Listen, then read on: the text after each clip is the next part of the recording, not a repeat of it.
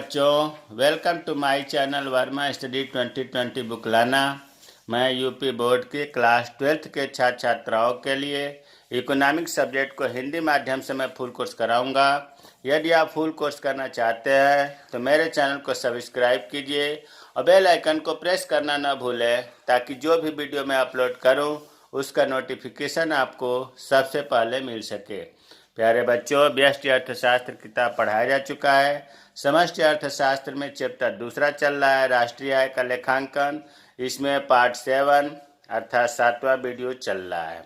राष्ट्रीय उत्पादन की या राष्ट्रीय आय की गणना करने की विधियां चल रहा था। पहला विधि हो चुका है उत्पादन या मूल्य वर्धित विधि। आज हम लोग दूसरी विधि जो आय विधि है, इनकम मेथड, उसके बारे में पढ़ेंगे कि इनकम मेथड से आय विधि से हम राष्ट्रीय आय की गणना कैसे कर सकते हैं। इससे पहले जो है मूल्य वर्धित विधि को अच्छी तरह से पढ़ाया गया है। उसे भी अगर नहीं पढ़े हैं तो आई बटन को क्लिक करके पढ़ लें।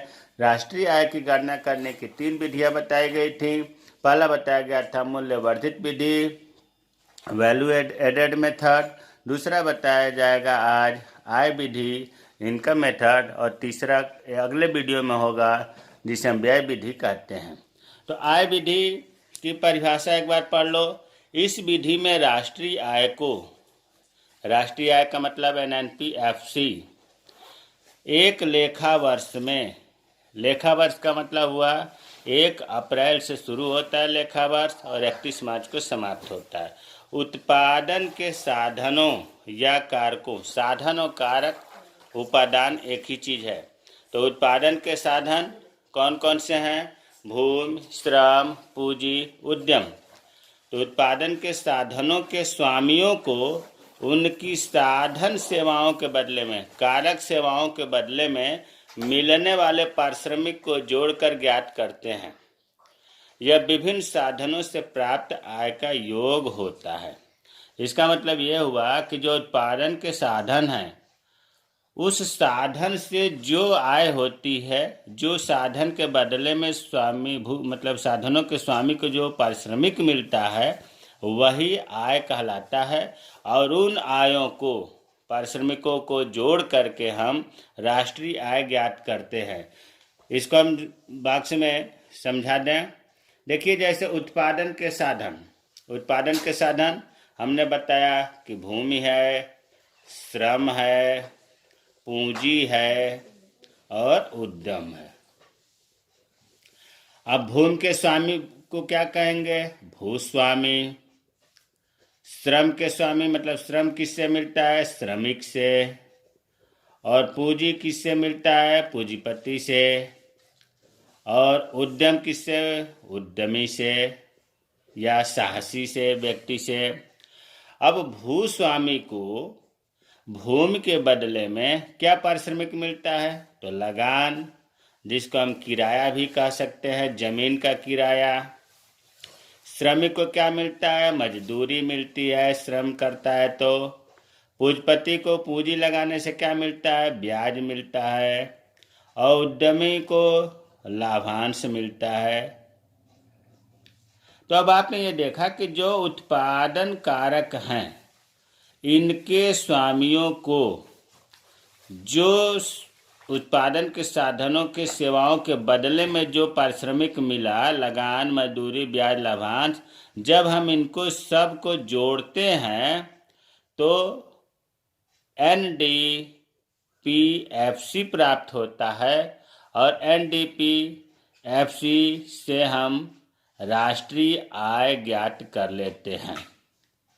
NDPFC net domestic product at factor cost प्राप्त होता है। वो अलग बात है कि परिभाषा में ये बात लिखा गया है कि जो उत्पादन के साधन हैं, इन साधनों के स्वामियों को साधनों की सेवाओं के बदले में जो पारिश्रमिक मिलता है उसे जोड़कर राष्ट्रीय आय ज्ञात करते हैं। लेकिन प्यारे बच्चों, राष्ट्रीय आय इनको जोड़ने से नहीं मिलता है। इनको जोड़ने से तो एनडीपी एट फैक्टर कास्ट मिलता है। इससे हम राष्ट्रीय आय ज्ञात कर लेते हैं। अब एनडीपीएफसी जो मिलता है, इसका सूत्र है कर्मचारियों का पारिश्रमिक प्लस परिचालन अधिशेष प्लस स्वनियोजितों की मिश्रित आय।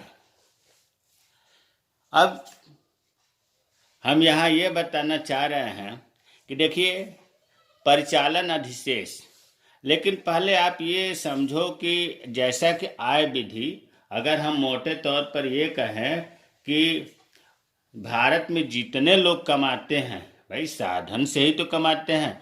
अगर यहाँ ये चीज़ हम लिख दें जो मैं बोल रहा हूँ कि भारत में जितने लोग कमाते हैं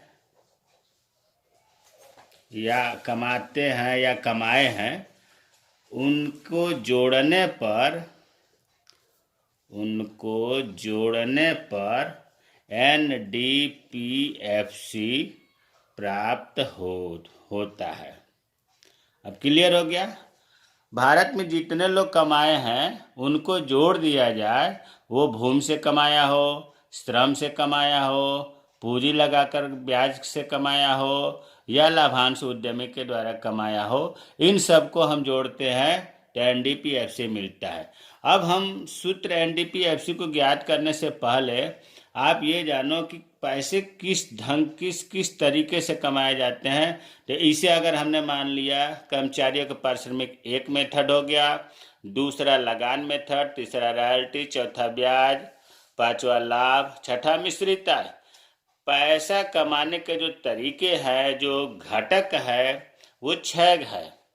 पहला कर्मचारियों के पारिश्रमिक, अर्थात लोग जो सर्विस करते हैं या मजदूरी करते हैं। आप यहाँ कर्मचारियों के पारिश्रमिक से आप पहले ये समझो कि कर्मचारियों के जो पारिश्रमिक है या जो वेतन है वो 3 भागों में बटा हुआ है। अब एक उदाहरण से हम समझ लेते हैं कि जैसे मान लीजिए कि कोई कर्मचारी है और उसको जो है 60,000 रुपये सैलरी मिलती है, और 60,000 उसकी सैलरी तो है, लेकिन उसके अकाउंट में या उसे नगद कह लीजिए मात्र 50,000 रुपये मिलते हैं। अब वो 10,000 कहाँ गया? 10,000 कहाँ गया?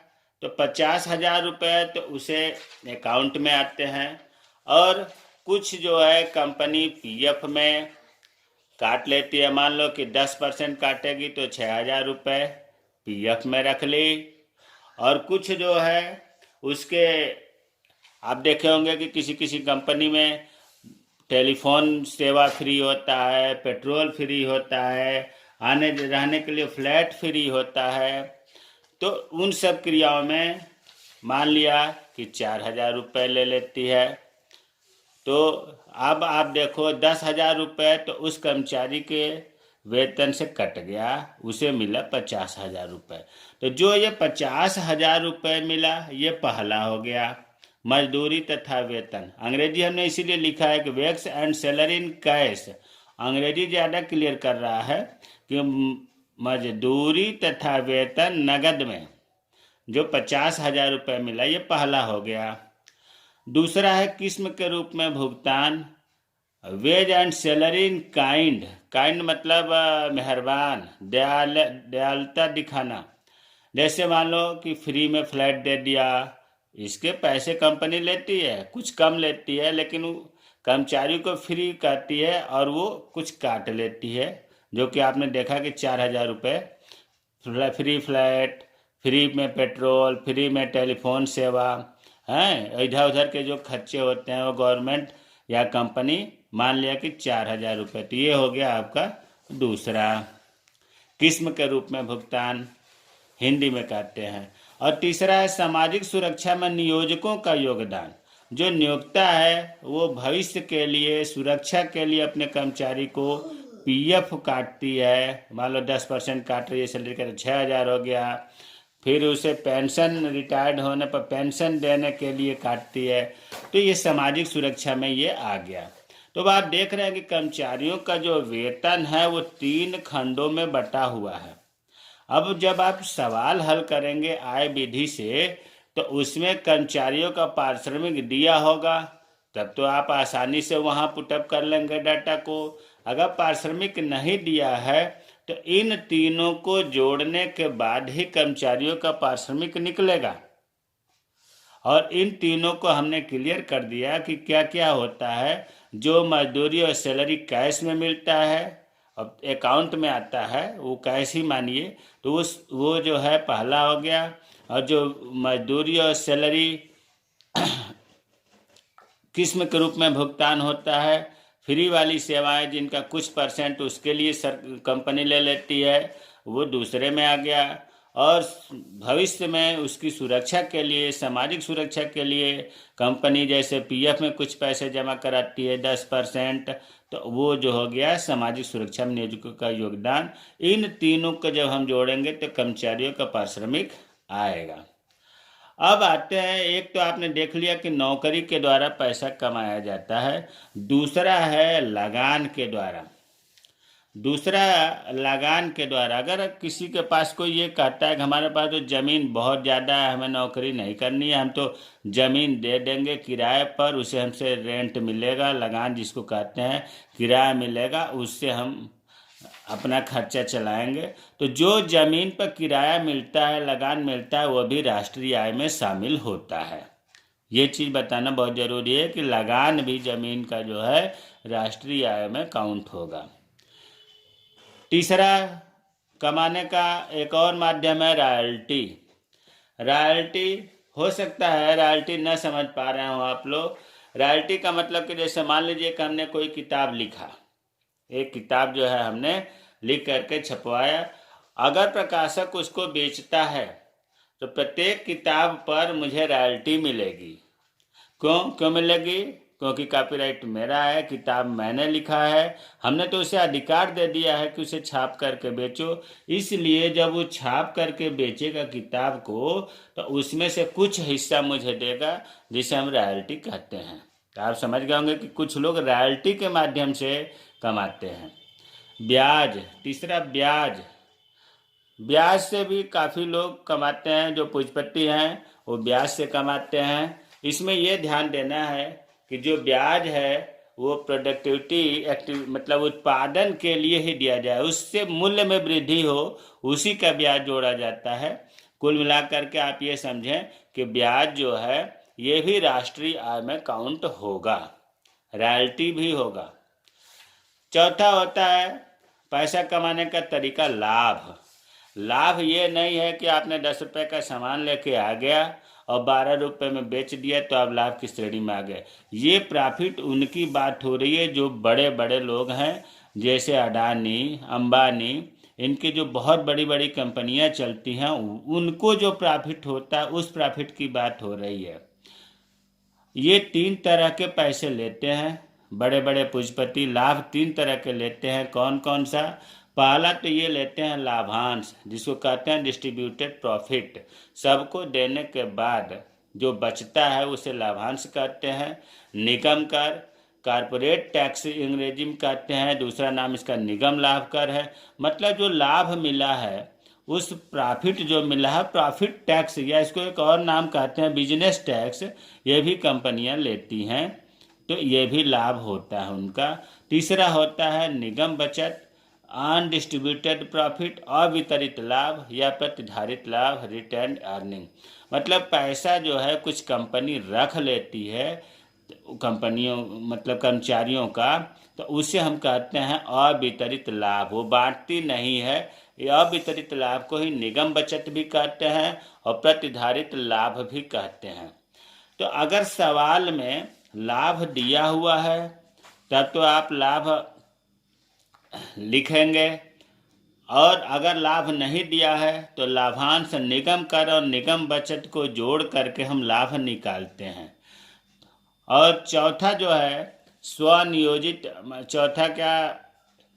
पहला हो गया कर्मचारियों के पारिश्रमिक पैसा कमाने का तरीका, दूसरा हो गया लगान, तीसरा हो गया रॉयल्टी, चौथा हो गया ब्याज, पांचवा हो गया लाभ, छठा है स्वनियोजितों के मिश्रित आय। इसके अलावा पैसा कमाने में आपने देखा नौकरी वाले के माध्यम से, लगान के माध्यम से, रॉयल्टी के माध्यम से, ब्याज के माध्यम से और लाभ के माध्यम से। इसके अलावा जो बच्चे खुचे हैं उनका जो है हम लाभ कमाने के लिए उसमें वो आते हैं। अब एक नज़र सूत्र पर ध्यान दें कि परिचालन अधिशेष जो आपने ये देखा है, लगान, रॉयल्टी, ब्याज, लाभ, अगर सवाल में परिचालन अधिशेष दिया हुआ है तब तो फिर इधर कुछ भी ध्यान देने की ज़रूरत नहीं है। लेकिन अगर परिचालन अधिशेष नहीं दिया है तो लगान, रॉयल्टी, ब्याज, लाभ जोड़ करके परिचालन अधिशेष निकालते हैं। ये तो हमने बताया था कि पैसे कमाने के अनेक माध्यम हैं। कर्मचारियों का पारिश्रमिक, लगान, रॉयल्टी, ब्याज, लाभ, मिश्रित आय। अब लगान, रॉयल्टी, ब्याज, लाभ को एक टर्म बनाया गया है जिसको कहा जाता है परिचालन अधिशेष। प्यारे बच्चों, उत्पादन विधि या आय विधि, जितनी भी विधियां इस पर आगे न्यूमेरिकल हल होगा तो इन्हीं सूत्रों का प्रयोग किया जाएगा। तो कर्मचारियों का पारिश्रमिक में परिचालन अधिशेष जोड़ा जाएगा। परिचालन अधिशेष नहीं दिया है तो फिर हम लगान, रॉयल्टी, ब्याज, लाभ जोड़ेंगे। अगर इनमें से कोई भी नहीं दिया, मान लो 3 दिया है, कोई नहीं दिया है, तो जो नहीं दिया है उसके मान हम 0 रख लेते हैं और फिर हम जोड़ करके परिचालन अधिशेष निकालते हैं। अब इसमें जो स्वनियोजितों की मिश्रित आय है, इसमें मैं बता रहा था कि इसमें जैसे हम लोग आते हैं, इसमें हम लोगों का मतलब कि जो बचे खुचे व्यापारी हैं, इनकी मिश्रित इकाई को भूमि से, श्रम से, पूंजी से, उद्यमी से जो मिश्रित कमाई है, छोटे मोटे जो व्यापारी आते हैं, जैसे दुकानदार हो गया, किसान हो गए, नाई हो गए, इनके कमाई को हम कहते हैं मिश्रित आय। तो इन तीनों को तीनों को जोड़ते हैं। कौन कौन जोड़ते हैं? अभी हमने बताया कि कर्मचारियों की पारिश्रमिक आय को, परिचालन अधिशेष को और स्वनियोजितों के मिश्रित आय जब जोड़ते हैं तो NDPFC प्राप्त होता है और NDPFC से हम राष्ट्रीय आय NNPFC जिसको कहते हैं पहुंचना होता है। तो यहाँ आप देख रहे हैं कि D और से N डोमेस्टिक से नेशनल पर आना है, तो NFIA विदेशों से प्राप्त शुद्ध साधन आय जोड़ते हैं तो राष्ट्रीय आय प्राप्त हो जाती है। अगर ये नहीं समझ में आ रहा है तो इसका मतलब कि आप पहले का वीडियो नहीं देखे हैं, डायरेक्ट आज पहली बार देख रहे हैं, इसलिए नहीं समझ में आ रहा। पहले इन्हें ट्रिक बताया गया है कि हम नेट से ग्रास, डोमेस्टिक से नेशनल, MP से FC कैसे चेंज करें, उन ट्रिकों के बिना यहाँ समझना संभव नहीं है। अब आते हैं कि जो सावधानियां क्या है, आय विधि से सावधानियां या ध्यान रखने की बातें। अब इनमें हम किन किन मदों को शामिल करते हैं, पहले हम उन्हें देख लें। तो प्यारे बच्चों, पहले तो हम लाभ की बात करें। अभी हमने बताया था कि लाभ के जो घटक हैं, अभी हमने लाभ के घटक 3 बताए थे। एक तो बताया था लाभांश, दूसरा बताया था निगम कर और तीसरा बताया था अवितरित लाभ।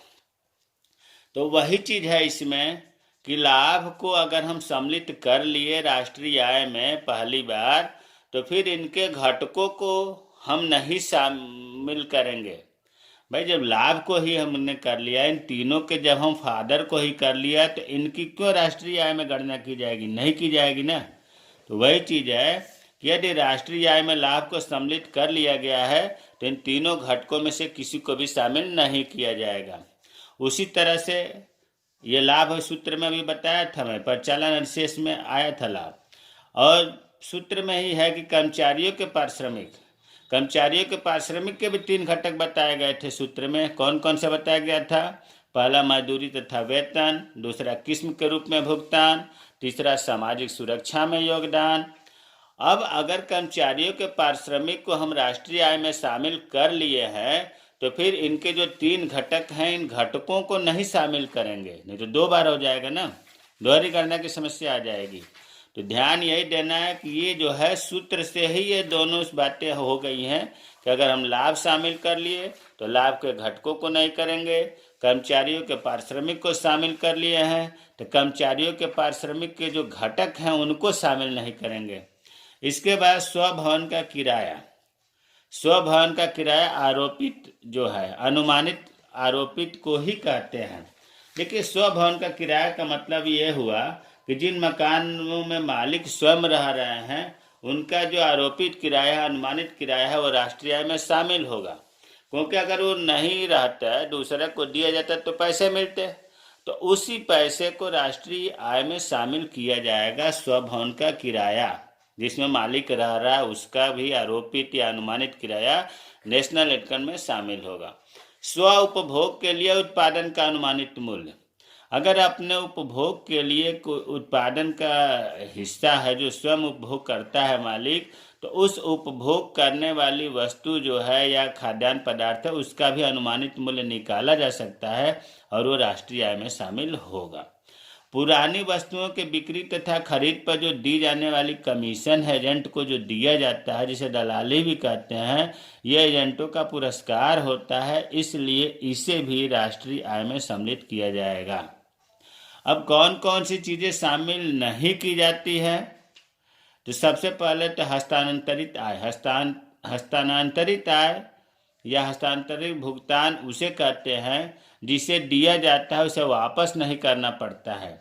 एक पक्षीय अंतरण होता है, जैसे वृद्धावस्था पेंशन, छात्रवृत्ति, बेरोजगारी भत्ता, आवासीय मकान, ढेर सारी चीज़ें हैं जो हस्तांतरित आय होता है। इनसे जो है आय में कोई मूल्य वृद्धि नहीं होती, इस वजह से इनको राष्ट्रीय आय में सम्मिलित नहीं करते हैं इस आय को। गैर कानूनी कार्य से प्राप्त आय, अगर अवैध क्रियाओं के द्वारा, गैर कानूनी क्रियाओं के द्वारा, जैसे जुआ के द्वारा, चोरी के द्वारा, डकैती के द्वारा, काला धंधा के द्वारा अगर आय होती है, ऐसे आय को हम राष्ट्रीय आय की गणना करते वक्त नहीं शामिल करते हैं। अचानक प्राप्त आय, मान लो आपकी लॉटरी निकल गई, उस आय को भी हम राष्ट्रीय आय में सम्मिलित नहीं करेंगे, क्योंकि इस आय से भी कोई मूल्य वृद्धि नहीं होती है। स्व उपभोग के लिए घरेलू सेवाओं का उत्पादन, अगर घर पर कोई सेवाओं का उत्पादन हो रहा है तो उसका जो आरोपित या अनुमानित मूल्य है आकलन करना कठिन है, इसलिए ऐसे घरेलू सेवाओं का हम जो है राष्ट्रीय आय में सम्मिलित नहीं करते हैं। पुरानी वस्तुओं की बिक्री से आय बिक्री से प्राप्त आय, जो पुरानी वस्तुएं अगर उनसे हम बेचते हैं तो कुछ न कुछ आय प्राप्त होती है, लेकिन ऐसे आय को हम राष्ट्रीय आय की गणना करते वक्त शामिल नहीं करते हैं। क्यों नहीं करते हैं? क्योंकि जब ये पुरानी वस्तु जिस वर्ष बनी होगी, जिस समय बनी होगी, उस वर्ष वो राष्ट्रीय आय में शामिल कर लिया गया होगा, इसलिए पुरानी वस्तुओं की बिक्री से प्राप्त आय को नहीं जोड़ते हैं राष्ट्रीय आय की गणना करते वक्त। अप्रत्यक्ष कर, अप्रत्यक्ष कर वे कर होता है कि जिस पर लगाया जाता है वो दूसरे पर टाला जा सकता है। जैसे मान लीजिए कि गवर्नमेंट कंपनी पर लगाती है और कंपनी जो है उपभोक्ता पर टाल देता है, उपभोक्ता की जो वस्तुएं और सेवाएं बनाता है उस पर उस टैक्स का दाम रख देता है, अर्थात अप्रत्यक्ष रूप से उपभोक्ता उस कर को पेड करता है। तो अप्रत्यक्ष कर को भी हम राष्ट्रीय आय में गणना करते वक्त नहीं शामिल करते हैं। मुझे उम्मीद है कि जो आय विधि हम लोग उत्पादन की गणना विधि पढ़े, ये आपको समझ में आ गया होगा कि सूत्र क्या है, किन किन मदों को शामिल करते हैं, किन किन मदों को शामिल नहीं करते हैं। सबसे महत्वपूर्ण बात यह है कि जो 3 विधियां हैं राष्ट्रीय उत्पादन की, पहला मूल्य वर्धित विधि या मूल्य वृद्धि विधि, उसमें जीडीपी एट एमपी प्राप्त होता है, उससे हम एनएनपीएफसी या राष्ट्रीय आय प्राप्त करते हैं। लेकिन आय विधि में एनडीपी एट एफसी प्राप्त होता है, इससे हम एनएनपीएफसी प्राप्त करते हैं। इसमें जीडीपी एट एफसी नहीं, एनडीपी एट एफसी प्राप्त होता है। और कोई दिक्कत है, नहीं समझ में आया है तो कमेंट्स करें, मैं रिप्लाई करूँगा। मेरे चैनल को सब्सक्राइब कीजिए। जय हिंद, जय भारत।